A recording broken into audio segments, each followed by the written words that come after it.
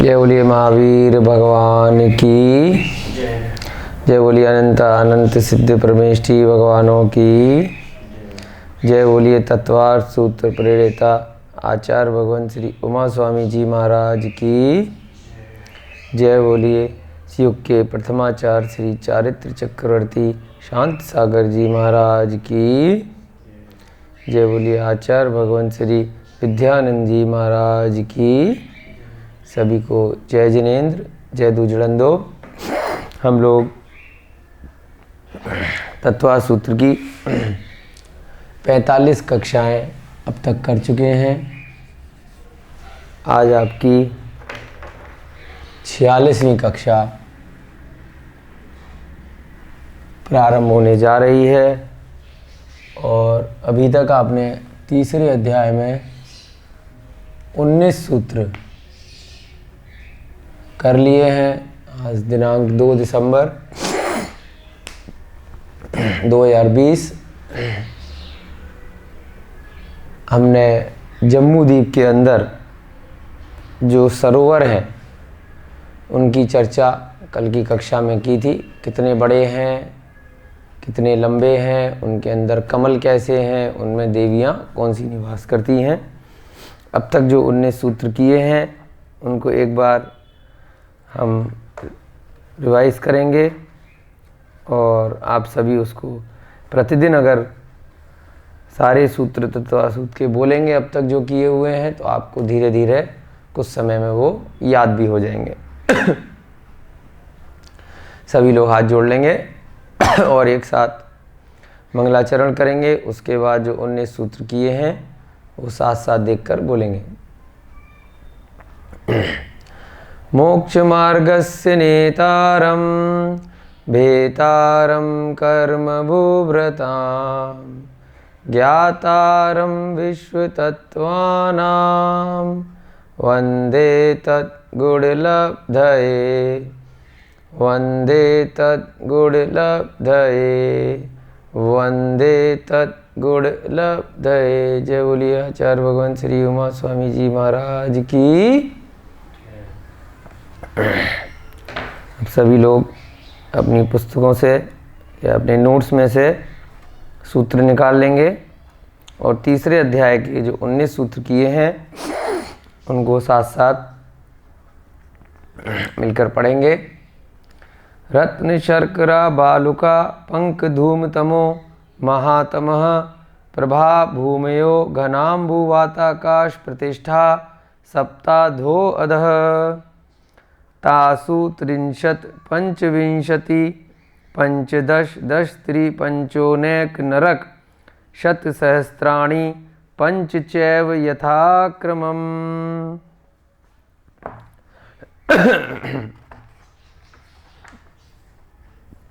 नारका नित्या शुभतर लेश्या परिणाम देह वेदना विक्रिया परस्परो दीरित दुखा संक्लिष्टा सुरोदीरित दुखाश प्राक चतुर्थया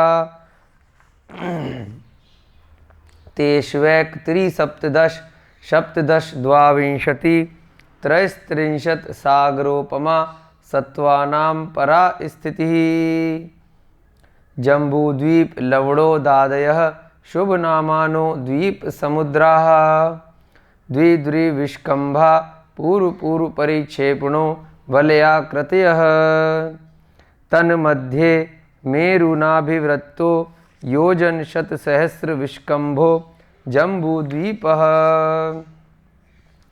भरत हेमवत हरिविदेह रम्यक हैरण्यवत ऐरावत वर्षा क्षेत्राणि तद्विभाजिनः पूर्वापरायता हिमवन महाहिमवन निषद नील रुक्मी शिखरिणो वर्षधर पर्वता हेमार्जुन तपनीय वैडूर्य रजत हेममया मणि विचित्र पार्श्वा उपरि मूले चतुल्य विस्तारा पद्म महापद्म तिगिंछ केशरी महापुंडरीक पुंडरीका हृदास्तेषामुपरि प्रथमो योजन सहस्रायाम सह तदर्थ विष्कम्भो हृदय 10 योजना वगाह तन्मध्ये योजनम पुष्करम तद द्विगुण द्विगुणा हृदा पुष्कराणी च तन्निवासिन्यो देव्यः श्रीहरिधृति कीर्ति बुद्धि लक्ष्म्यः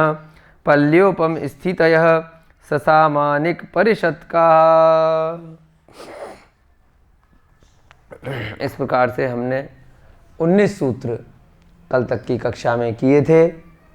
अब हम जो कल सूत्र किए थे उससे पहले हमने परसों की कक्षा में 14 से लेकर 19वें सूत्र तक का एक चार्ट बनाया था। इसको जल्दी से रिवाइज करते हैं, फिर कल जो सूत्र पढ़े थे उनको रिवाइज करके आगे के सूत्र आज प्रारंभ करेंगे। हमने देखा था कि जम्मू द्वीप में 6 पर्वत होते हैं। उन 6 पर्वतों की वजह से जम्मू द्वीप के 7 भाग हो जाते हैं, है ना। ये चीज़ आपको हमेशा याद रखनी है। पर्वत कम है, क्षेत्र ज़्यादा है। क्यों? क्योंकि पर्वत बीच में है। तो अगर एक वृत्त आकार संरचना में एक बीच में लाइन खींचते हैं, एक पर्वत बनाते हैं, तो भाग कितने हो जाते हैं? 2 हो जाते हैं। ऐसे ही 6 पर्वत जब बन जाएंगे तो क्षेत्र कितने बन जाएंगे? 7 बन जाएंगे। सरोवर किसके ऊपर है ये आपको याद रखना है। सरोवर पर्वत के ऊपर है। जो तालाब हैं, यानी कि जहाँ से कुछ नदी निकलेंगी अभी अगले सूत्रों में, तो वो कहाँ पर हैं? ऊपर हैं, पर्वत के ऊपर। तो उनको क्या बोलते हैं? हृद या सरोवर। तो पहले पर्वत पर पहला सरोवर है, उसका नाम क्या है? पद्म। दूसरा पर्वत जो महाहिमवन है उस पर दूसरा सरोवर है, उसका नाम है महापद्म। इस प्रकार से निषद पे तिंगिच, नील पर केसरी, रुक्मी में महापुंडरीक और शिखरी पे पुंडरीक। इस प्रकार से ये 6 पर्वत पर 6 सरोवर हैं। अगले सूत्रों में इसमें क्या बताया कि ये जो 6 पर्वत हैं, इन 6 पर्वतों की लंबाई कितनी है, चौड़ाई कितनी है, और अगले सूत्र में बताया कि गहराई कितनी है। फिर कहा कि प्रत्येक सरोवर के ऊपर एक एक कमल है, रत्नमयी पृथ्वी का एक। फिर अगले सूत्र में कहा कि उन पर देवियां निवास करती हैं, और देवियों के पास में ही अन्य अन्य परिवार कमल भी हैं, जहाँ पर सामानिक और पारिषद जाति के देव निवास करते हैं। ठीक है। तो यहाँ पर आपने जो सामानिक और पारिषद जाति के व्यंतर देवों के बारे में देखा, ठीक है। तो यहाँ पर आप लिख सकते हैं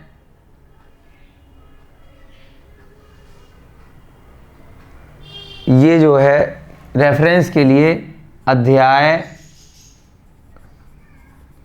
4 में सूत्र नंबर 4 है, जहाँ पर ये 10 प्रकार के जातियाँ बताई गई हैं देवों की। तो उनमें 2 जातियाँ होती हैं।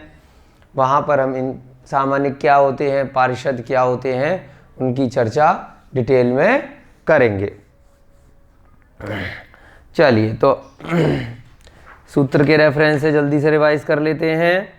क्या सूत्र देखा था हमने? 14वें नंबर का सूत्र देखा था। 6 ये आपके जो सरोवर हैं उनके नाम पद्म, महापद्म, तिंगिच, केसरी, महापुंडरीक, पुंडरीका, हृदा, तेषा, मुपरी। यानी कि ये जो सरोवर हैं इनके ऊपर क्या हैं? ये जो पर्वत हैं, इन पर्वतों के ऊपर ये 6 सरोवर हैं। उसके बाद 15वें सूत्र में देखा, प्रथमो योजन सहस्त्रायाम तदर्ध विष्कंभो हृदय। यानी कि प्रथम जो है, प्रथम माने जो पहला सरोवर है, योजन माने जो हमने योजन बनाया था 6400 किलोमीटर का। सहस्त्रायाम, आयाम का अर्थ क्या देखा था? लंबाई। सहस्त्र माने 1000 योजन की लंबाई है। और तदर्थ यानी कि उसका आधा। यहाँ पे तदर्थ नहीं है, आपको बहुत ध्यान रखना है। जो 15वें सूत्र में शब्द प्रयोग किया है ध है, एक शब्द होता है तदर्थ। तो इसका अर्थ क्या होता है? उसका अर्थ। था में क्या लग जाएगा? मीनिंग, अर्थ। या अर्थ का मतलब पदार्थ भी हमने पहले अध्याय में देखा था। यहाँ क्या है ध, तो ध से क्या बनेगा अर्ध, है ना, धा के नीचे या फिर ऐसे लगा के अर्ध। अर्ध माने क्या होता है आधा, ये आपको ध्यान रखना है। तदर्ध है इसमें ना कि थ तो उसका आधा विष्कंभो माने चौड़ाई है, हृदय माने उस सरोवर की। ठीक है, तो 1000 योजन का आधा कितना हो गया 500 योजन। लंबाई कितनी 1000 और चौड़ाई कितनी 500। उसके बाद अगला सूत्र किया 10 योजना वगाह, यानी कि अवगाह माने उसकी गहराई, जो सरोवर है उसकी गहराई कितनी है 10 योजन की है। फिर 17वां सूत्र तन मध्य योजनम पुष्करम, इस सरोवर के मध्य में क्या है 1 योजन का पुष्कर। पुष्कर माने कमल का फूल की संरचना है, हमने देखा था ये रत्नमयी पृथ्वी का एक है ना कि वनस्पति का एक। तद द्विगुण द्विगुणा हृदय पुष्कराणी च, फिर उसके बाद अगले सूत्र में कह दिया इसके बाद दूने दूने होते चले जाते हैं, लेकिन चूंकि वृत्ताकार संरचना है तो आगे के सभी दूने दूने नहीं हो सकते। कहाँ तक दूने होंगे तिगिच सरोवर तक के जो सरोवर हैं, तिगिच वाले सरोवर में दूने दूने होंगे, और फिर अगले में इसके बराबर हो जाएगा, उसके अगले में इससे आधा, उसके अगले में इससे आधा, यानी तिगिच और केसरी बराबर हैं, महापुंडरीक और महापदम बराबर हैं, पुंडरीक और पदम ये दोनों की संरचना बराबर है। तन निवासन्यो देव्य श्री हृदति कृति बुद्धि लक्ष्मी पल्योपम स्थित सामानिक परिषद कहा। अब इन कमल के ऊपर, ये जो कमल हैं इन पर इन 6 देवियों के क्रम से बहुत ही विशालकाय महल हैं, और क्या होते हैं ये देवियां ससामानिक परिषद कहा, यानी कि सामानिक और पारिषद जाति के देवियों के साथ में रहती हैं। अर्थात जो यहाँ पर सरोवर है, यहाँ पर मुख्य रूप से केंद्र में तो एक मुख्य कमल है, उसके अलावा सरोवर में अन्य अन्य भी कमल हैं, वो सभी भी पृथ्वी का एक हैं। वहाँ पर किनके महल हैं सामानिक और पार्षद जाति के, जो व्यंतर जाति के देव हैं वो निवास करते हैं। ये सब देवियों के परिवार कमल या पारिवारिक देव कहलाते हैं। और कितनी आयु बताई इन देवियों की, स्थित माने आयु, पल्योपम माने एक पल्य की। पल्य को हमने कल देखा था कि एक सागर से बहुत छोटा होता है। 10 कोड़ा कोड़ी पल्य का एक सागर होता है, और कोड़ा कोड़ी का अर्थ क्या होता है करोड़ में करोड़ का गुणा करते हैं, यानी 1 करोड़ में कितने जीरो होते हैं 7 जीरो होते हैं। तो 1 करोड़ में 1 करोड़ का गुणा करेंगे तो 14 जीरो बन जाएंगे। अब 10 कोड़ा कोड़ी में कितने बन जाएंगे बताइए। 10 कोड़ा कोड़ी में ये कितना है 1 कोड़ा कोड़ी, ठीक है, और 10 कोड़ा कोड़ी में कितना हो जाएगा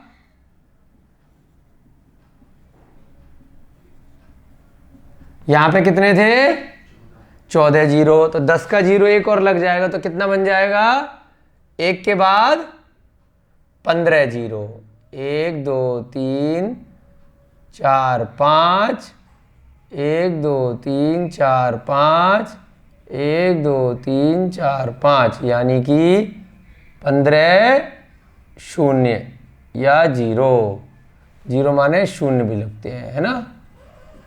तो 1 कोड़ा कोड़ी में कितना निकला 14 जीरो, तो 10 कोड़ा कोड़ी में कितने हो गए 15 जीरो, क्योंकि 10 में भी तो 1 जीरो है ना, तो उसका जीरो भी लग जाएगा, तो 15 जीरो लग जाएंगे, 15 शून्य लग जाएंगे 10 कोड़ा कोड़ी में। अब 1 के बाद 15 जीरो लगाएंगे तो ये क्या है इतने वर्ष का क्या हो जाता है, इतने 10 कोड़ा कोड़ी पल्य का एक सागर, यानी कि 1 के बाद इतने जीरो लगाएंगे।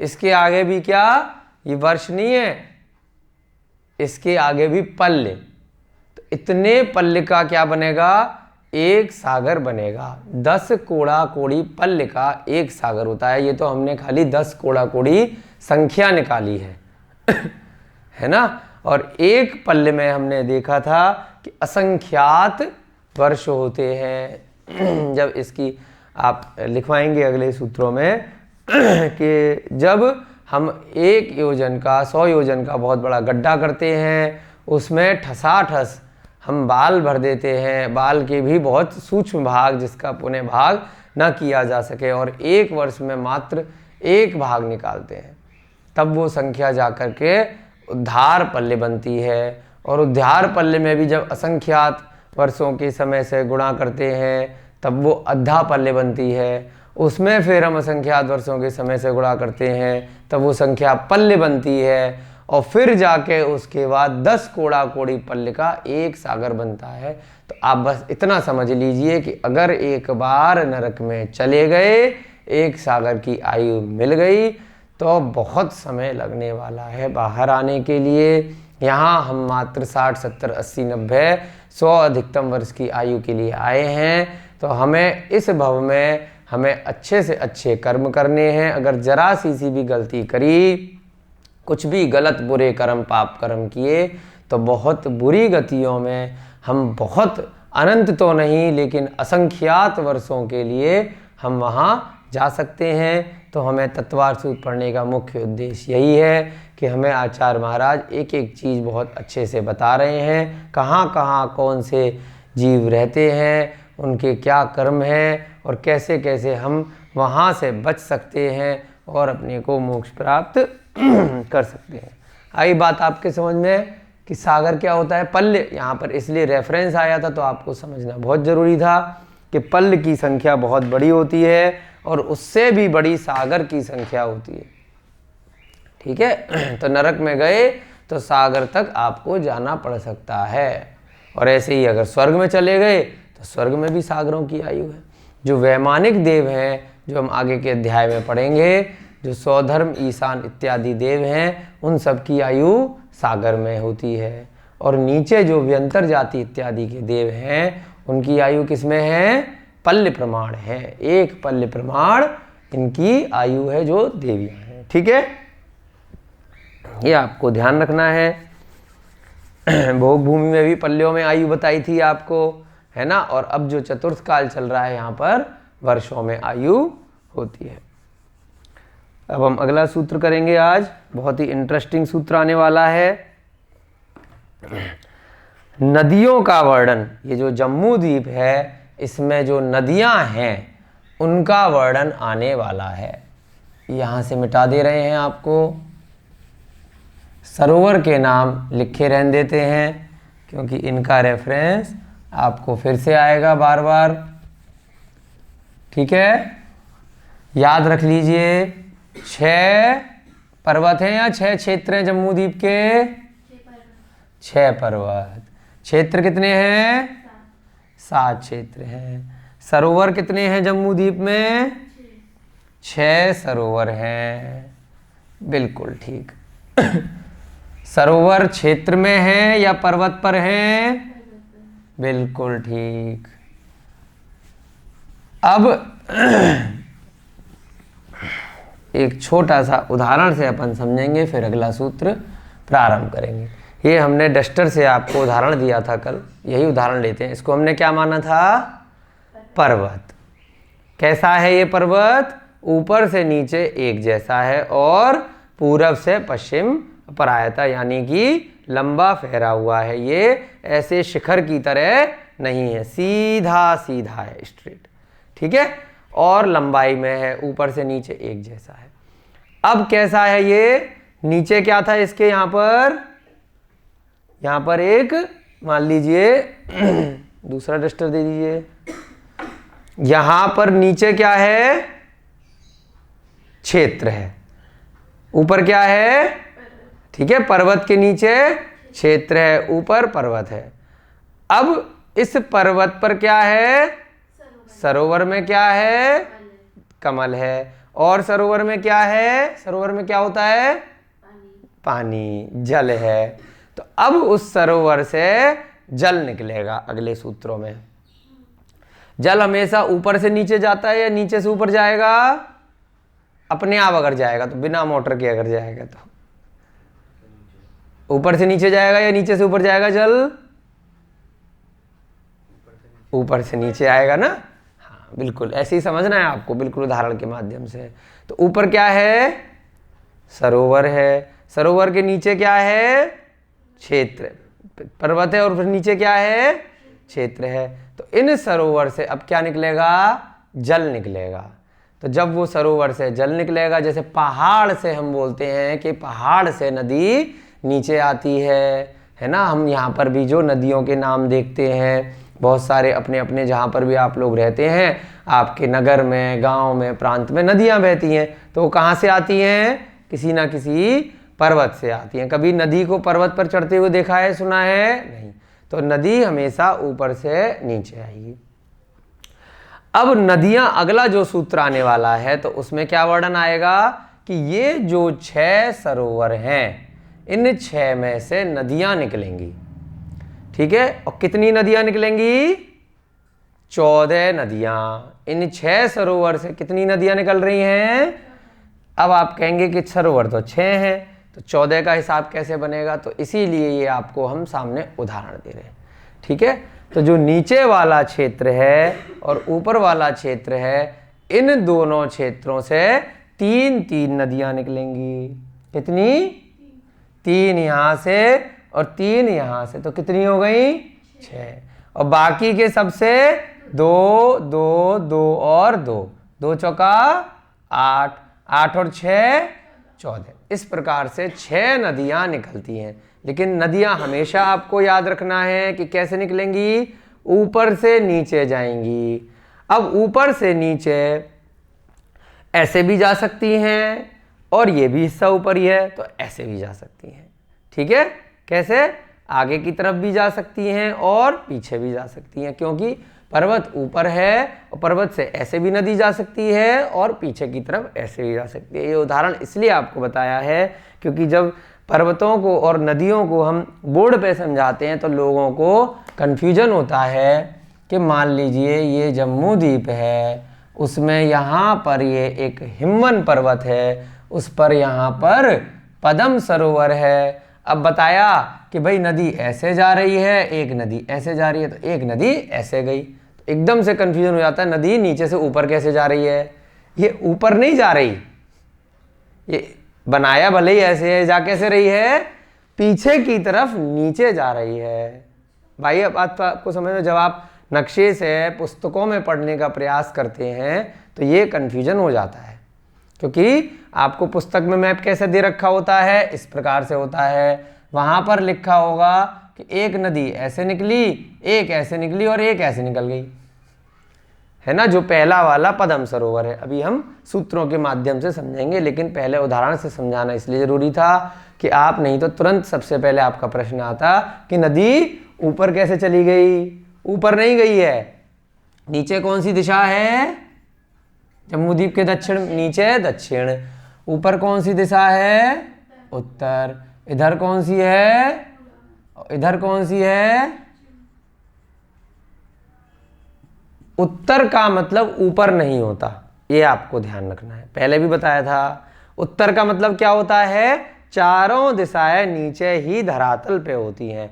एक पूरब है, इधर पश्चिम है, एक दक्षिण है और एक उत्तर है। यानी कि अगर पर्वत ऊपर है तो इधर नदी नीचे की तरफ उत्तर की तरफ गिर रही है, और अगर पर्वत ऊपर है तो इधर नदी एक दक्षिण की तरफ इधर गिर रही है, और फिर कुछ पूरब में और कुछ पश्चिम में। इस प्रकार से ऊपर से नीचे ही आएगी नदी, ये हमेशा आपको गांठ बांध लेना है।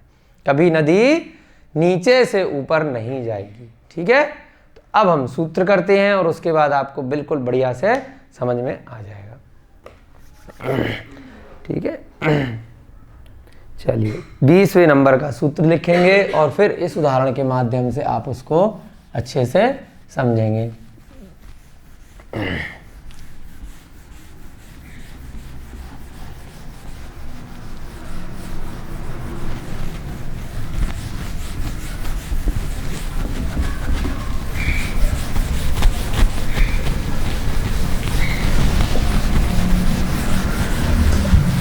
ये नदियों के नाम भी आप बहुत बार अपनी पूजा में सुबह जो आप जल शुद्धि करते हैं, है ना, अभिषेक करने से पूर्व रोज बोलते हैं। अब ये रोज नाम जो बोल रहे हैं वो है कहाँ से, आज आप उसको समझने जा रहे हैं। गंगा सिंधु 20वें नंबर का सूत्र है, गंगा सिंधु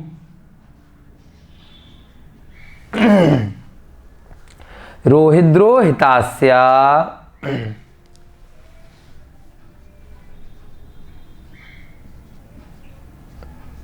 रोहिद्रोहितास्या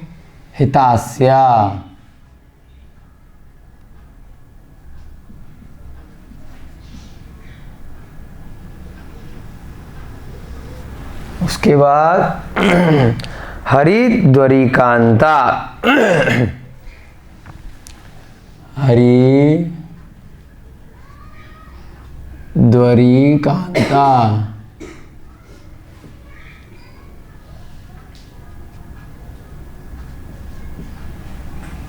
हरिद्वरिकांता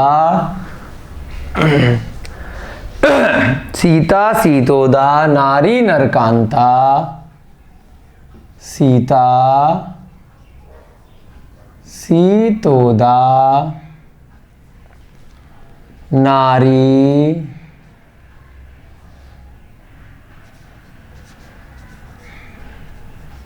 नरकांता सुवर्ण रूपिकुला रक्ता रक्तोधा सुवर्ण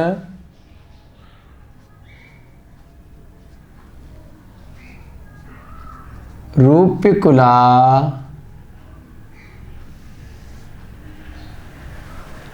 रक्ता रक्तोदा रक्ता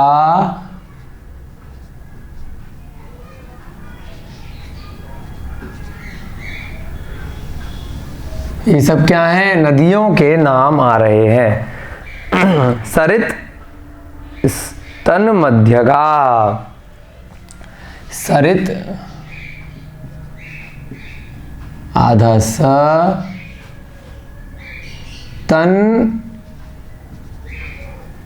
मध्यगा सरित तन मध्यगा। ठीक है, अब इसका संधि विच्छेद करेंगे हम और फिर इस उदाहरण के माध्यम से हम सब समझेंगे। गंगा सिंधु 2 1 और 1 2, फिर यहाँ पर संधि विच्छेद करेंगे तो क्या बनेगा, रोहित और रोहितास्या, है ना, रोहित और फिर दोबारा से रोहित लेंगे इसका तो क्या बन जाएगा, र से ये जो र उड़ रहा है ये फिर रो बन जाएगा तो रोहितास्या। उसके बाद यहाँ से निकलेगा हरित और फिर बनता है दोबारा से हरिकांता। ठीक है, उसके बाद एक नदी होती है सीता, फिर सीतोदा, फिर नारी, फिर नरकांता, फिर सुवर्ण और कुला एक साथ आगे लिखा है तो नदी का क्या नाम आया है, सुवर्ण कुला। और फिर दूसरा क्या आया है, रूप्य कुला। कुला दोनों में लेंगे। ठीक है, फिर यहाँ पर क्या है, रक्ता, उसके बाद रक्तोदा। सरित बोलते हैं नदी का पर्यायवाची शब्द, सरिता बोलते हैं ना नदी के लिए, बहुत बार आपने पढ़ा होगा स्कूल में भी। सरित स हट गया तो क्या बन जाएगा, विसर्ग लग जाएगा। उसके बाद क्या बन जाएगा, तन माने उनके, मध्यगा माने मध्य में। किनके मध्य में, पिछले सूत्र में क्या बताए थे, सरोवरों की चर्चा करी थी, सरोवरों की फिर गहराई ऊंचाई लंबाई बताई थी, लेकिन मुख्य रूप से किनकी बात कर रहे थे, सरोवर की। तो इन सरोवरों के मध्यगा माने मध्य में, सरिता माने नदियां बहती हैं। और कैसे बहती हैं, अब इनको गिन लीजिए आप, 1 2 3 4 5 6 7 8 9 10 11 12 13 और 14। तो 14 नदियां इन सरोवरों के मध्य में बहती हैं। अब आप कहते कि 6 पर्वत हैं तो 14 कैसी हुई, तो इसलिए आपको बता दिया कि पहले में से 3 और अंत में से 3 और बाकी के 4 में से 2-2। वो अगले सूत्रों में भी आचार्य महाराज इसको क्लियर कर देंगे कि किन किन में से 3 बहती हैं और किन किन में से 2 बहती हैं और उनके क्या क्या नाम है। सारी बातें अगले सूत्र में भी आएंगी। ठीक है। अब इसका अर्थ लिख लेते हैं। गंगा सिंधु, संधि विच्छेद करके। उसके बाद दूसरा क्या बना? रोहित। और जब ये र निकल गया तो ये त रह गया, तो क्या बन गया दूसरा? रोहितास्या। उसके बाद हरि, यहां से भी क्या बन जाएगा? हरित। और फिर क्या बन जाएगा? हरिकांता।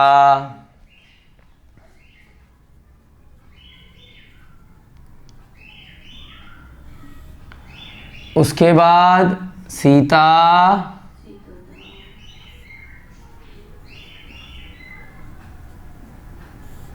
सीतोदा। फिर नारी, नरकांता। फिर सुवर्ण, रूप्यकुला से क्या बनेगा? सुवर्णकुला और रूप्यकुला, दोनों के आगे कुला लग जाएगा। फिर रक्ता, रक्तोदा। उसके बाद सरितः, विसर्ग लग जाएगा। फिर तन, तन माने उनके।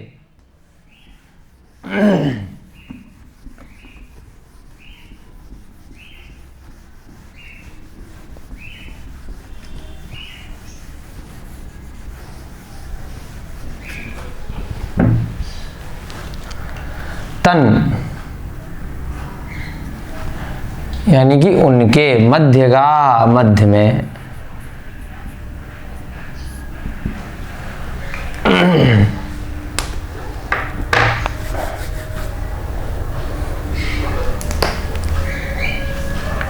ठीक है। सरता माने नदियां। उसके बाद उनके, मध्यगा माने मध्य में। अब देखिए कैसे रेफरेंस निकलेगा यहां से। दोबारा से देखिए, पर्वत कितने थे? 6। सरोवर कितने थे? 6। अब 6 सरोवर से नदियां निकल रही हैं कितनी? गिनिए। 14। तो गंगा, सिंधु, रोहित, रोहितास्या, ये कितनी? 2-2 के जोड़े में। अब ये 2-2 के जोड़े में कैसे निकलेंगी? यहां पर जो रेफरेंस लिया जाएगा, किन के मध्य में? निकल तो रही है सरोवर से, लेकिन बह के कहां जा रही हैं? नीचे क्या था जो हमने डस्टर से भी एग्जाम्पल लिया था? नीचे क्या था? क्षेत्र। निकल रही हैं सरोवर से, बह कहां रही हैं? क्षेत्र में, क्योंकि नीचे इधर क्षेत्र में गिरेगी। और अगर हम पहला वाला हिमवन पर्वत लेते हैं, हमने कल जो जम्मू द्वीप का उदाहरण लिया, तो नीचे उसके क्या है? यहां पर भरत। और फिर हिमवन आया, और इधर क्या था? बताइए। भरत के बाद कौन सा क्षेत्र आया था? आप लोगों के चार्ट कहां गए? इतनी जल्दी कैसे भूल गए? भरत के बाद हेमवत। भरत, हेमवत, हरि, विदे, रम्यक, हैरण्यवत, ऐरावत। 6 क्षेत्र ऐसे चलते हैं नीचे से ऊपर तक। इधर पर्वत कौन से हैं? यहां पर है क्षेत्र कितने हैं? 7 क्षेत्र हैं। तो यहां पर हिमवन के इधर कौन सा है? भरत है। और हिमवन के पीछे वाली साइड में कौन सा है? हेमवत है। तो अब 2 नदियां तो पदम से निकल के आगे जा रही हैं, और एक नदी पीछे कहां जा रही है? इधर इसके पीछे कौन सा क्षेत्र है, हेमवत में गिरेगी। ठीक है, तो यहां पर अब दो दो नदियां, बहुत इंटरेस्टिंग है ये सूत्र आगे जो आने वाले हैं। कुल नदियां कितनी हैं, 14 हैं, और क्षेत्र कितने हैं, 6 हैं। क्षेत्र बहुत ध्यान रखना है सुनते में, क्षेत्र कितने हैं, 7 हैं, और सरोवर कितने हैं, 6 हैं। तो 7 क्षेत्रों में 14 नदियां जा रही हैं, दो दो नदियां जा रही हैं। सरोवर से कैसे निकाली, 3 2 2 2 2 और 3। ठीक है, और क्षेत्र जब हम लिखेंगे तो क्षेत्रों में कैसे हो जाएंगी, 7 दूना 14। तो इसी जोड़े में प्रत्येक क्षेत्र में दो दो नदियां जाएंगी, निकलेंगी तो इससे 3 और इससे 3। ठीक है, लेकिन प्रत्येक क्षेत्र में दो दो नदियां जाएंगी। तो मध्य में किसके आएंगे, क्षेत्रों के। निकल तो सरोवर से रही हैं, लेकिन बह कहां पे रही हैं, उनके का अर्थ क्या निकलेगा, उनके अर्थात जम्मू द्वीप के 7 क्षेत्रों में। इसलिए समझाना जरूरी था, आप कंफ्यूजन हो जाते। निकल सरोवर से रही हैं, बह के कहां जा रही हैं, नीचे गिर के क्षेत्रों में जा रही हैं। अर्थात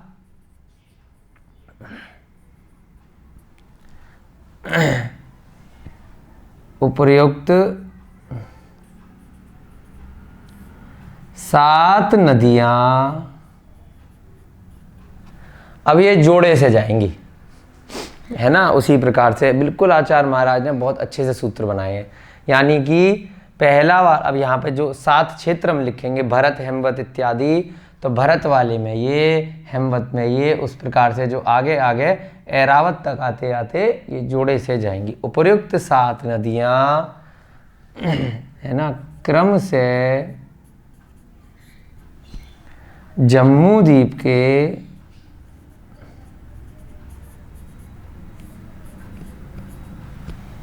है ना भरत आदि 7 क्षेत्रों में, है ना, जोड़े से बहती हैं। है ना, 7 क्षेत्रों के मध्य में, मध्य में, मध्य का वर्ड आया ना, 7 क्षेत्रों के मध्य में। ठीक है, अब कैसे बहती हैं, अब उन 7 क्षेत्रों में आप ध्यान से लिखिएगा और समझते जाइएगा। ठीक है, यहीं पे लिखा देते हैं, वैसे आप अलग से भी लिख सकते हैं। गंगा सिंधु किस में आ जाएंगी, भारत में। और ये किस में आएगी, भरत के बाद कौन सा है, हेमवत। और ये किस में आ जाएगी, हेमवत के बाद क्या है, हरि। बिल्कुल ठीक है, आपको याद होने लग गए अब। भरत, हेमवत, हरि, और फिर उसके बाद कौन सा है, विदेह। विदेह है कि नहीं। फिर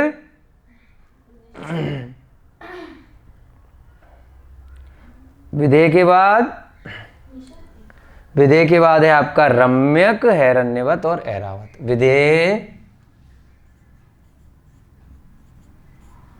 फिर रम्यक, उसके बाद हैरण्यवत, और यहां पर ऐरावत। ये क्षेत्र हो गए और ये नदियां हो गई। यहां पर ये हमने इसी में लिख दिया है, आप इसको दोबारा से चार्ट बना के लिखना अपने नोट्स में। ठीक है, गंगा सिंधु किस में जाएंगी, भरत क्षेत्र में, है ना। रोहित रोहितास्या किस में जाएगी, है ना। और ये यहां पर नदी से, पदम से, अब हम अगले सूत्र में देखेंगे कि भाई क्षेत्र में तो दो दो बह रही हैं, बट निकल कौन कौन सी किस किस से रही हैं, कौन से वाले सरोवर से कौन सी 3 नदियां निकलेंगी। इससे 3 निकलेंगी, इससे 2 निकलेंगी, इससे 2, इससे भी 2, इससे भी 2 और इससे 3, कौन कौन सी निकलेंगी।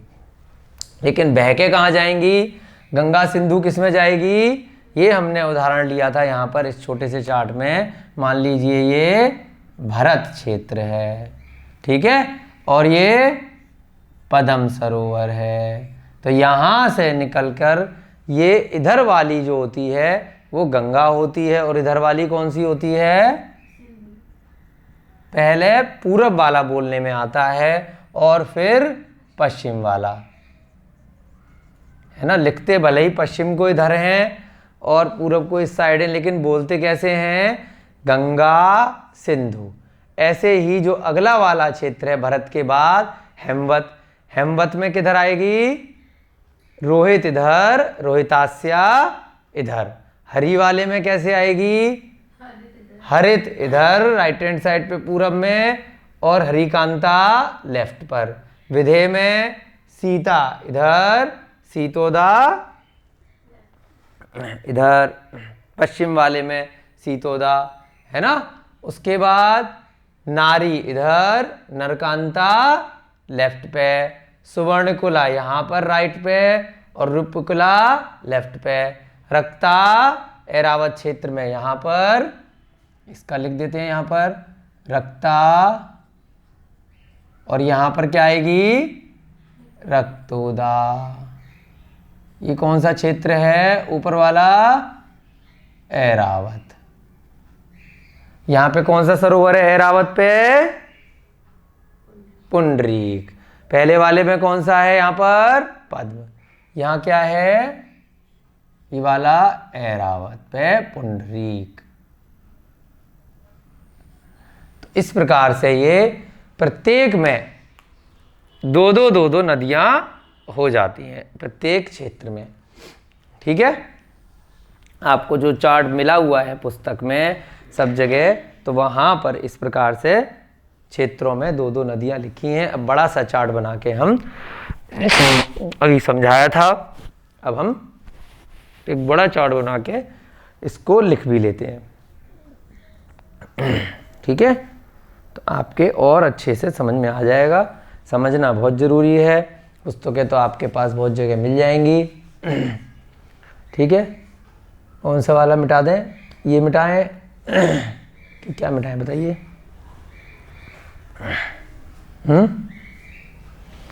यहाँ से मिटा देते हैं और फिर बड़ा सा चार्ट बना लेते हैं। ये तो आपने नोट कर ही लिया होगा अपनी कॉपियों में। बस ये याद रखना है आपको, ऊपर वाला पहला जो सरोवर है और नीचे वाला सरोवर है, उससे दो दो तीन तीन नदियाँ निकलती हैं, बाकी की सबसे दो दो निकलेंगी, लेकिन प्रत्येक क्षेत्र में दो दो नदियाँ जाके बहेंगी, ठीक है। एक बड़ा चार्ट बनाते हैं, फिर आपको अच्छे से समझ में आ जाएगा। ये हमने क्या बना दिया, जम्मू द्वीप बना दिया, ठीक है। अब यहाँ पर सबसे नीचे कौन सा क्षेत्र आ गया, भारत। भारत के ऊपर क्या है, यहाँ पर पर्वत आएगा एक छोटा सा, इससे डबल है लेकिन वो साइज में इसको छोटा बनाते हैं। फिर अभी पर्वतों की चर्चा यहाँ पे नहीं करते, खाली एक लाइन में पर्वत आपको बता देते हैं, जिससे कि अपने पास जगह रहेगी लिखने के लिए। भारत में कौन कौन सी नदी, यहाँ पर मान लीजिए एक सरोवर है पद्म सरोवर, तो उससे कैसे निकलेगी, एक नदी ऐसे जाएगी और एक नदी ऐसे जाएगी। ये वाली नदी का क्या नाम है, गंगा, और इसका क्या नाम है, वह कहाँ से रही है, भरत क्षेत्र के अंदर। भरत क्षेत्र में गंगा और सिंधु। ये सरोवर कौन सा है, पद्म, ठीक है। यहां पर क्या था, पर्वत के अंदर से सरोवर निकला, अब इसके बाद क्षेत्र आ गया दूसरा, है ना, लेकिन ये पद्म जो आया ये आपका उसके अंदर आया, बनाना पड़ेगा आपको पर्वत। हाँ, पर्वत का क्या नाम था? भरत के बाद जो पर्वत है हिमवन।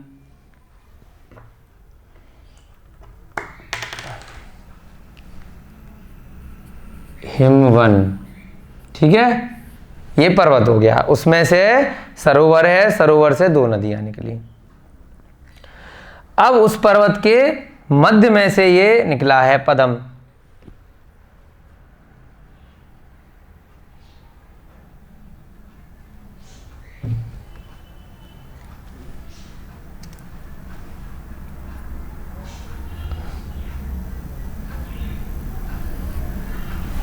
अब इसी पद्म से इस तरफ भी एक जाएगी। 3 नदियां बताई थी ना, वो भी निकालेंगे। पहले क्षेत्र बांट लेते हैं। भरत के बाद कौन सा क्षेत्र है? भरत के बाद हेमवत।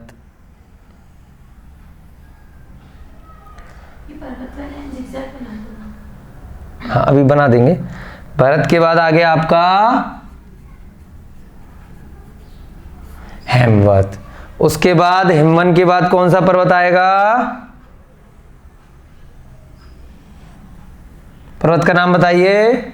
महाहिमवन।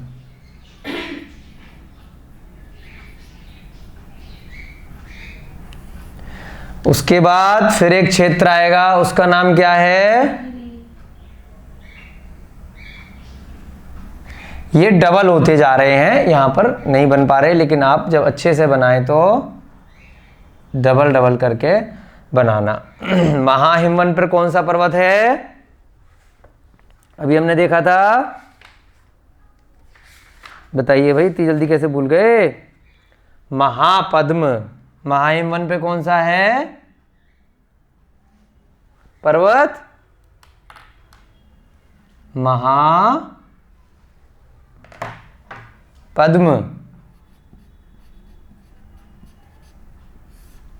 चल नहीं रहा।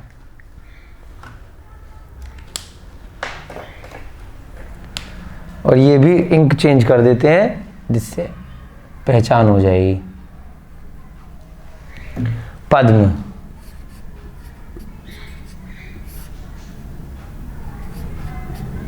ठीक है, ये सरोवर है। उसके बाद हरि क्षेत्र आ गया। हरि के बाद कौन सा क्षेत्र है? हरि के बाद विदेह क्षेत्र आ गया। ऊपर से चलते हैं अब इसके बाद, तो बीच वाला हिस्सा क्योंकि बड़ा है वो रह जाएगा आपका विदेह क्षेत्र। यहां कौन सा आया सबसे ऊपर? ऐरावत। कौन सा क्षेत्र आया? ऐरावत। और ऐरावत के बाद कौन सा आपका आ गया नीचे से? पर्वत का क्या नाम है ऐरावत के बाद? शिखरी। पर्वत क्या नाम आया? ये आपका ब्लैक से। और शिखरी के ऊपर सरोवर का क्या नाम है? पुंडरीक। कौन सा सरोवर है?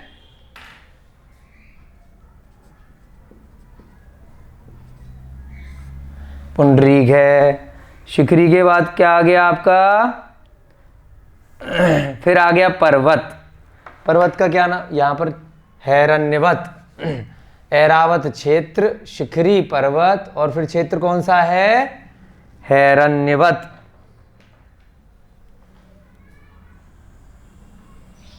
कौन सा आया?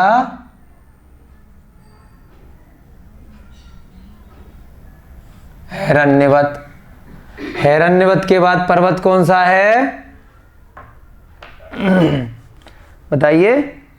रुक्मी। इसको एक लाइन और खींचेंगे। हैरण्यवत क्षेत्र आया, फिर क्या आया आपका?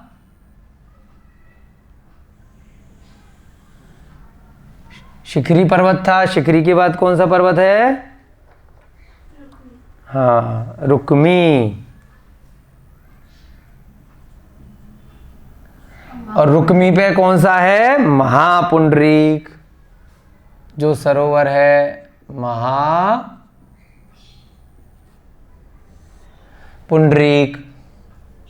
ठीक है। उसके बाद क्षेत्र आपका हिरण्यवत के बाद कौन सा है? रम्यक। यहां पर कैसे थे? भरत, हेमवत और हरि। यहां ऐरावत, हिरण्यवत और हाँ रम्य। बीच में फिर विदेह रह जाएगा। यहां पे कौन सा आ गया? रम्यक। ठीक है, रम्यक आ गया। उसके बाद जैसे यहां पर आपका हरि क्षेत्र आया था और हरि के बाद आपका पर्वत आ गया था निषद।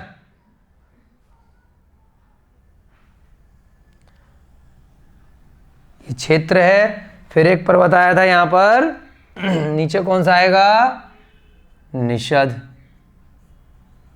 और ऊपर से कौन सा आएगा रम्यक के बाद? रम्यक के बाद कौन सा आएगा? नील।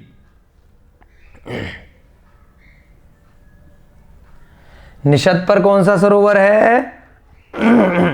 तिंगिच्छ।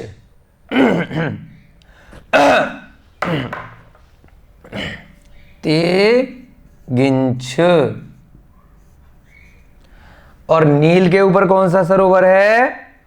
अंत में केसरी। ठीक है, अब इसको दोबारा से आप पढ़िए। बीच में कौन सा रह गया फिर अंत में? विदेह।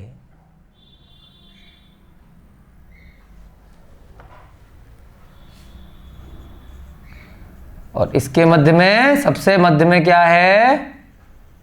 जम्बूद्वीप के मध्य में क्या है? बिल्कुल जो नाभि के समान है, सुमेरु पर्वत। कैसे भूल गए आप लोग? यहां पर मध्य में सुमेरु पर्वत है।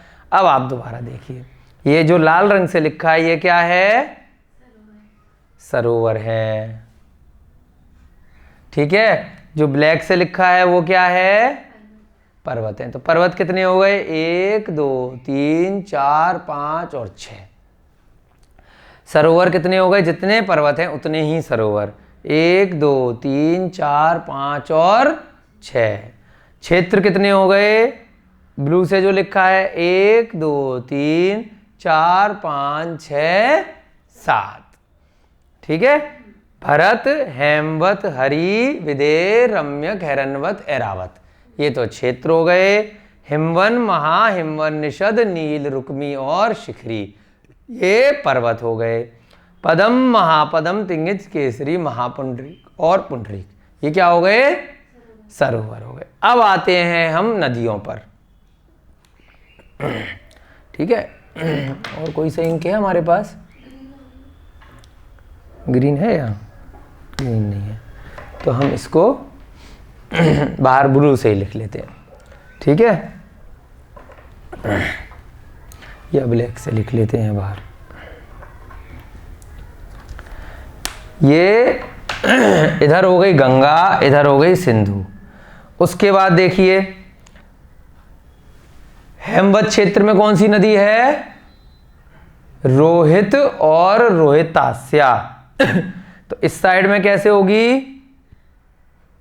कैसे लिखा है? गंगा सिंधु। तो इधर कौन सी होगी? रोहित। और इधर कौन सी होगी? रोहितास्या। हेमवत से एक तरफ तो निकलेगी रोहित नदी और एक तरफ रोहितास्या। हरि से निकलेगी हरित और हरिकांता। इस प्रकार से दो दो नदियां प्रत्येक उससे क्षेत्र में से बहेंगी। ये तो नीचे की तरफ और वहां पर, और यहां पर कैसे होगी? यहां पर आपकी हेमवत में रोहित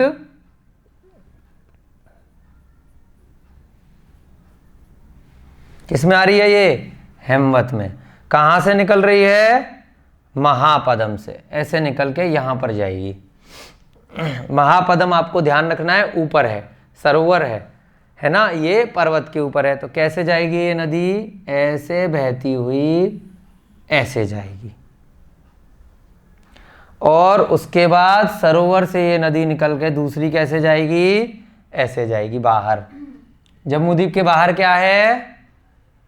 ये वाला जो हिस्सा है, जम्बूद्वीप के बाहर क्या है? ये ढाई द्वीप में अपन ने पढ़ा था। जम्बूद्वीप के बाहर वाला कौन सा समुद्र है? लवण समुद्र।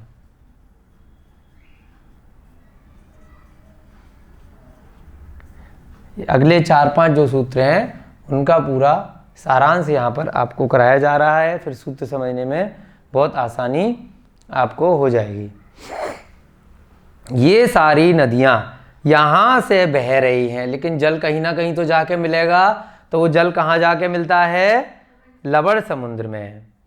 महापदम से निकला वो कहाँ गया? इधर लवण समुद्र में, रोहित में। और इधर कौन सी नदी है महापदम के? रोहितास्या।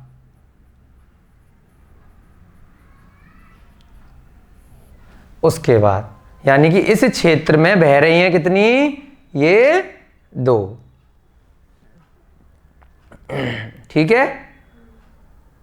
और फिर आपके यहां से रोहित निकलेगी, इससे निकलेगी रोहित। थोड़ा सा ये एरो गलत लग गया आपका, सही कर लेते हैं। पदम से निकलेगी गंगा, सिंधु और रोहितास्या। ये जो नदी है, ये जो एरो है, ये यहाँ से निकलेगा, क्योंकि 3 नदियाँ बताई थी हमने। पदम वाले से कितनी बताई थी? 3। तो ये नदी ऐसे निकल के ऐसे जाएगी। अगले सूत्र में आएगा, अभी आपको समझा देते हैं। देखिए इस सूत्र में क्या कहा? प्रत्येक में 2-2 बह रही हैं। इसके अंदर तो रोहित और रोहितास्या है, पर निकल कैसे रही हैं? पद्म से 3 नदियां निकालनी थी हमको, सरोवर से 3 निकालनी थी, अभी आपको लिखवाया था ना। तो पद्म से 2 तो ऐसे निकली, गंगा इधर, सिंधु इधर। और फिर पद्म से तीसरी कौन सी निकली? रोहितास्या। महापद्म से कैसे निकलेंगे? रोहित, और यहां पर पहले आप 2-2 नदियों के नाम लिख लीजिए खाली। हरी वाले में हरित इधर है, और कैसे है? हरी कांता इस साइड में है, हरी कांता। ठीक है। उसके बाद विधे में सीता इधर है, और फिर इधर कौन सी है? सीतोदा। फिर क्या कह रहे हैं? रम्यक में नारी इधर है, और नरकांता यहां पर है। फिर हैरण्यवत से सुवर्णकुला इधर एक नदी है, और रुप्यकुला इधर है। फिर ऐरावत में रक्ता इधर है, और रक्तोदा इधर है। अब हम देखेंगे निकल कैसे रही हैं। 3 तो निकली पद्म वाले से, और महापद्म से निकलेंगी 2। इन 3 निकलेंगी ऐरावत से, बाकी सबसे 2-2 निकलेंगी। महापद्म से रोहित, और इधर वाली ये जो हरिकांता है ऐसे जाएगी। ठीक है। ये पर्वत से बह के ये ऐसे गई, ये ऐसे गई, ये ऐसे गई। एरो लगा देते हैं। तो पर्वत से यानी कि सरोवर से निकल के एक इधर जा रही है, 2 ऐसे जा रही हैं। इस वाले से एक इस साइड में गई। अब नीचे क्यों आ रही है? क्योंकि हमेशा ध्यान रखना, पर्वत तो ये ऊपर है, उसमें इधर से भी निकल सकती है और इधर से भी बह सकती है। एक दक्षिण की तरफ जा रही है नीचे इधर, फिर पश्चिम में इधर पूरब दिशा है, और ये पश्चिम है, और ये आपका उत्तर है, और ये नीचे दक्षिण है। ठीक है। अब उसके बाद क्या कहा, तिंगिंच से कैसे निकलेगी, तिंगिंच से एक निकली आपकी इधर जाएगी, ये हरित वाली, और तिंगिंच से कौन सी निकली, सीतोदा, एक ये जाएगी। ठीक है। और यहां पर बीच में एक सुमेरु पर्वत है, वहां से भी नदियां निकलती हैं, वो भी बताएंगे बाद में, अलग तरह से होता है वो, लेकिन अभी जो मुख्य रूप से ये सारी चीजें हैं। उसके बाद केसरी से कैसे निकलेंगे, यहां पर कौन सा है, केसरी, केसरी से एक सीता निकलेगी, ये नीचे जाएगी, और उसके बाद केसरी के बाद इधर निकली ऊपर नरकांता, इधर गई। फिर उसके बाद महापुंडरीक से निकलेगी नारी, और ऊपर कौन सी निकलेगी, रुप्पिकुला। उसके बाद पुंडरीक से सुवर्णकुला, और यहां पर रक्तोदा, और इधर से रक्ता, ये तीनों निकलेंगी। पुंडरीक से 3 निकलेंगी, ऐसे ही नीचे पदम से 3 निकलेंगी, और बाकी सबसे 2-2। लेकिन कैसे जा रही हैं, पर्वत बीच में है। फिर से आपको उदाहरण देते हैं, पर्वत यहाँ है ऊपर, और उसके बाद एक ऐसे गई, एक ऐसे गई। ठीक है। हर पर्वत से एक दक्षिण की तरफ जा रही है और एक उत्तर की तरफ। जो दक्षिण की तरफ गई वो जाके कहाँ घूमी, इधर क्यों गई, अब आप बोलेंगे, बताइए, बताओ। यहां नीचे उतर के सरोवर से नदी नीचे गिरी, उसके बाद इधर ही क्यों गई, क्योंकि कहीं ना कहीं नदी का जल समुद्र में मिलेगा। यहां तो समुद्र नहीं है, या तो यहां समुद्र है, या यहां समुद्र है, या नीचे समुद्र है। तो नीचे चूंकि समुद्र है, तो इसलिए नीचे से 2 नदियां निकल गईं, और ऊपर ये जो ऐरावत क्षेत्र है वहां पर भी उस तरफ समुद्र है, लवण समुद्र, तो वो वहां मिल गई। अब इनके पास तो रास्ता था नहीं, ये क्योंकि मध्य के भाग हैं, तो वो या तो लेफ्ट पे जाएंगी या राइट पे जाएंगी, क्योंकि अल्टीमेटली नदी को कहीं ना कहीं रास्ता बना के समुद्र में ही मिलना होता है, ये नियम है। तो इसलिए ये आपको समझना है कि पद्म सरोवर जो ऊपर है उससे 2 नदियां नीचे की तरफ गईं लवण समुद्र में, और एक नदी जो ऊपर की तरफ जा रही है वो हमेशा आपको ध्यान रखना है कि जो उत्तर दिशा की तरफ नदी जाएगी वो किधर जाएगी, पश्चिम दिशा वाले लवण समुद्र में मिलेगी, और जो दक्षिण की तरफ नदी जाएगी वो पूर्व दिशा में जाके मिलेगी। अब आपका आज की कक्षा में कितना समय बचा है, 10 मिनट और बचे हैं। हम ये सूत्र करेंगे अगला वाला,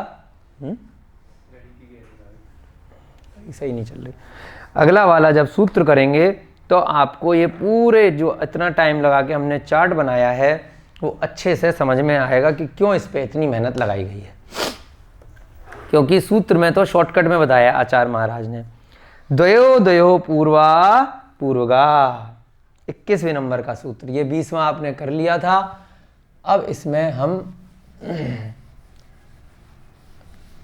मिटा देते हैं और फिर लिखते हैं, बिना इसको बनाए और खुद से बनाए बिना। आप अगर सीधे सीधे किताब में पढ़ेंगे तो ज़रूरी नहीं है आपको वो रेफरेंस समझ में आएगा कि कैसे हो गई नदियाँ, आपको याद तो ऐसे ही हो जाएंगी, है ना, जोड़े से याद करनी है, और उसके बाद जब आपको चार्ट बनाएंगे तो सब चीज़ें अच्छे से समझ में आ जाएंगी। द्वयो द्वयो पूर्वा पूर्वगा, 21वें नंबर का सूत्र, द्वयो, फिर से द्वयो, और यहाँ पे र ऊपर आएगा, पूर्वाह पूर्वगा।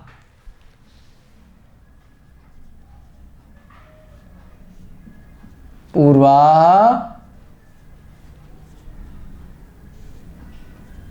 पहले भी आपको बताया था, पूर्व के दो अर्थ आचार्य महाराज ने प्रयोग किए हैं अलग अलग जगह, और यहाँ एक ही सूत्र में 2 बार पूर्व लिख दिया।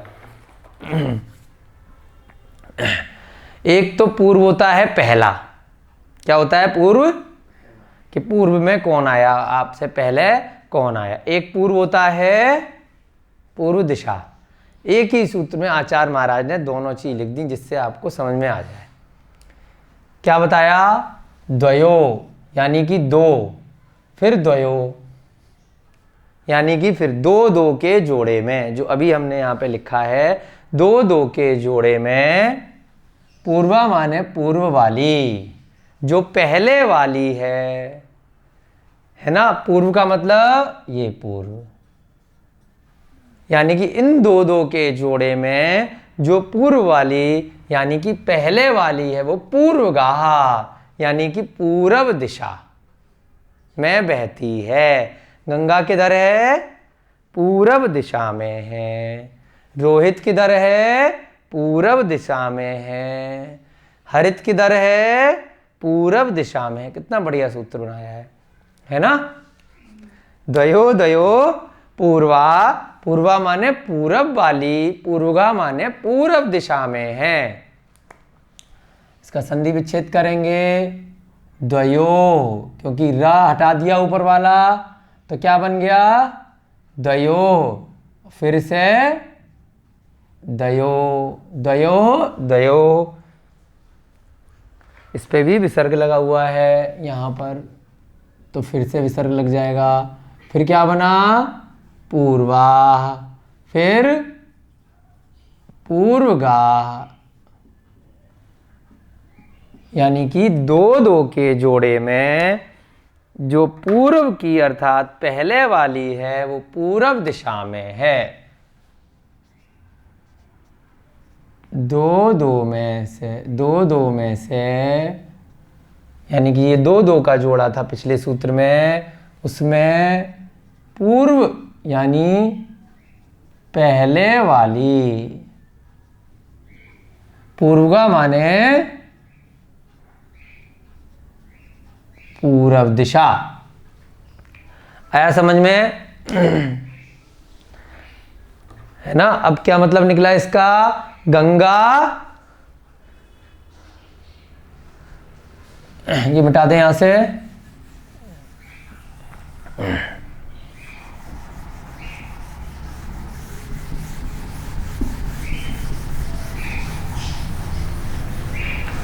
अर्थात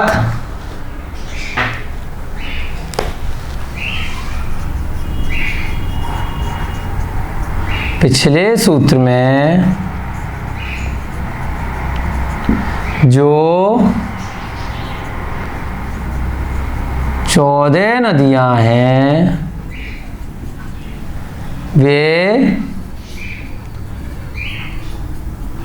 2 के जोड़े में से जो पहले वाली है, वह पूरब दिशा की ओर बहती है। वह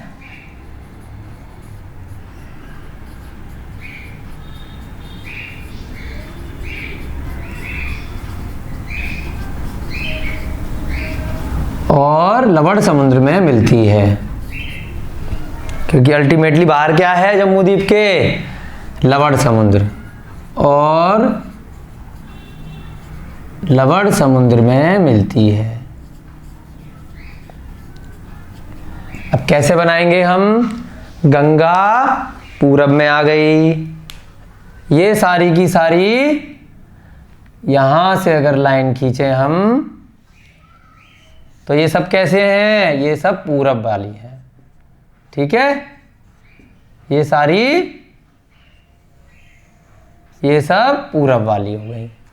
गंगा, रोहित, हरित, सीता, नारी, सुवर्णकुला और रक्तोदा, ये सब गंगा, रोहित, सीता, नारी, सुवर्णकुला और रक्ता, ये सारी पूरब दिशा में आ गई। ठीक है, इसको आप लिख सकते हैं।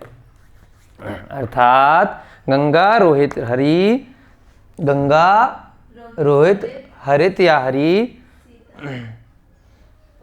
है ना, ये सभी पूरब की ओर बहती हैं। अर्थात गंगा रोहित हरित सीता नारी, नारी के बाद सुवर्णकुला और रक्ता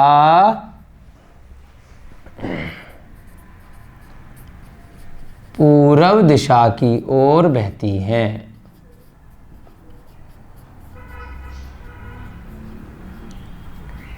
ठीक है, नोट कर लिया आप लोगों ने। एक सूत्र और कर लेते हैं आज, बाकी का फिर आपकी कक्षा का समय होगा तो कल करेंगे। शेषात् त्वपरगा, छोटा सा सूत्र बना दिया। बाकी सब अपरगा माने पश्चिम दिशा की ओर बहती हैं, इसी सूत्र में से निकल आएगा। ठीक है, शेषास्त्वपरगा 22वां सूत्र।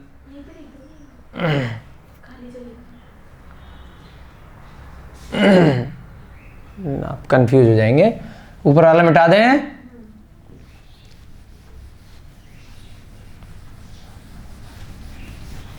पूर्वगा माने है पूरब दिशा और अपरगा माने पश्चिम दिशा। पहले भी आया था, अब पिछले एक सूत्र में परगा वर्ड किसमें आया था, पूरब से पश्चिम की ओर, ये आया था आपका ये एक सूत्र में आपके आया था।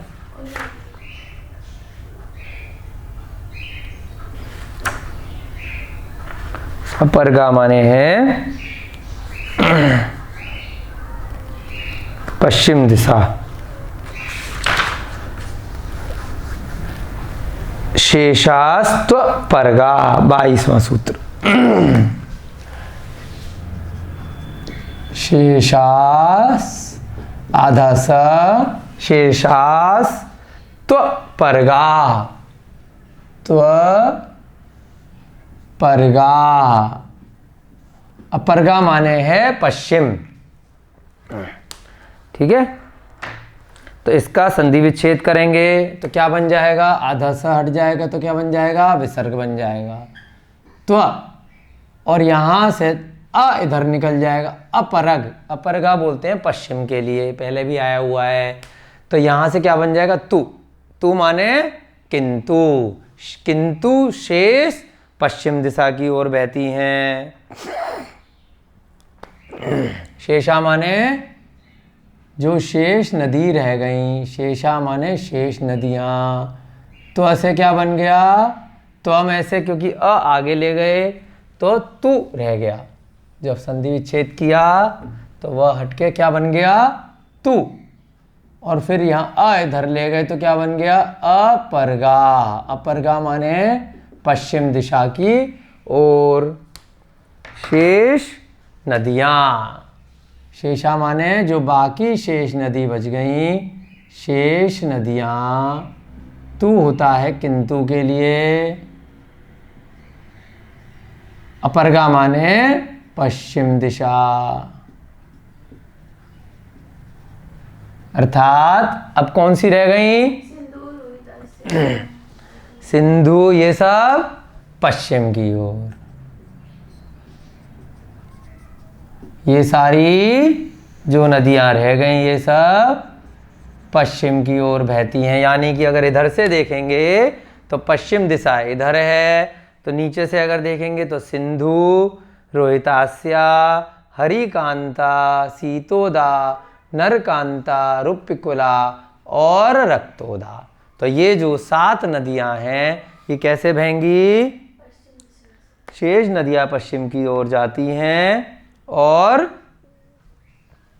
लवण समुद्र में मिलती हैं, अर्थात शेष नदियां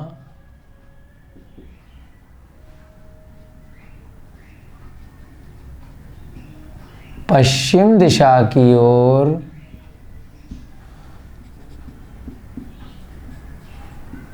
बहती हैं और लवण समुद्र में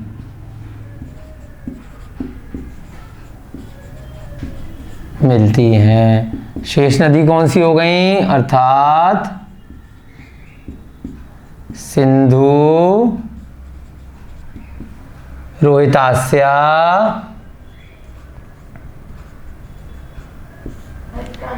हरिकांता, सीतोदा, नरकांता, उसके बाद रुप्यकुला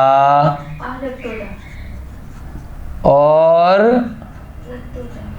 रक्तोदा।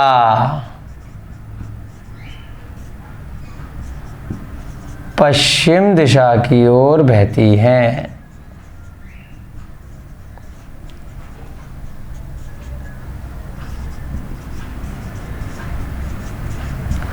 ठीक है। इस प्रकार 6 सरोवरों से 14 नदियां निकलती हैं।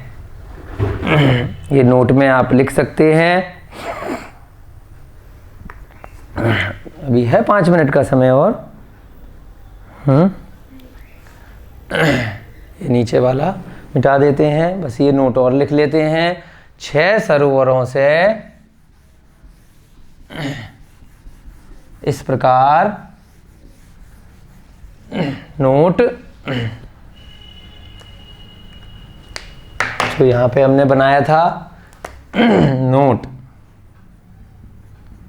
इस प्रकार 6 सरोवरों से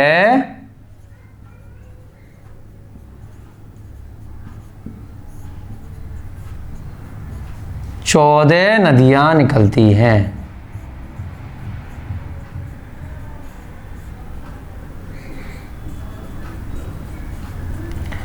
सरोवर 6 थे है ना। 2 सरोवरों से 3-3 और 4 से 2-2। पद्म से कितनी निकली? पद्म से कितनी? गंगा, सिंधु और यहां पे हमने एरो लगाया है। तीसरा कौन सा बताइए जल्दी जल्दी से। पद्म से फटाफट से बताइए, 2 मिनट का टाइम है आपके पास। पद्म के बाद महापद्म, महापद्म के बाद जो भी समझाया था तिंगिंच, तिंगिंच के बाद केसरी, केसरी के बाद महापुंडरीक और फिर पुंडरीक। 1 2 3 4 5 6। अब इन 6 सरोवरों से 14 नदियां निकलती हैं। पद्म से कौन सी निकली? गंगा, सिंधु और कौन सी निकली? पद्म से रोहितास्या।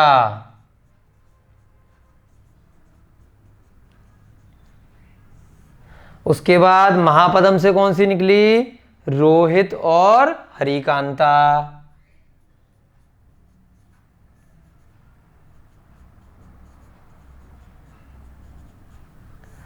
उसके बाद तिंगिन से कौन सी निकली? हरित और सीतोदा।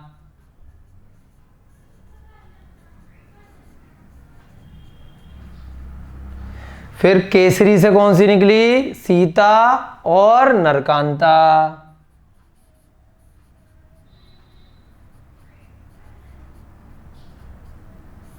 उसके बाद महापुंडरीक से नारी और रुप्यकुला। नारी और रुपिकुला, और अंत में पुंडरीक से पुनः 3 निकलेंगी, सुवर्णकुला, रक्ता और रक्तोदा। सुवर्णकुला,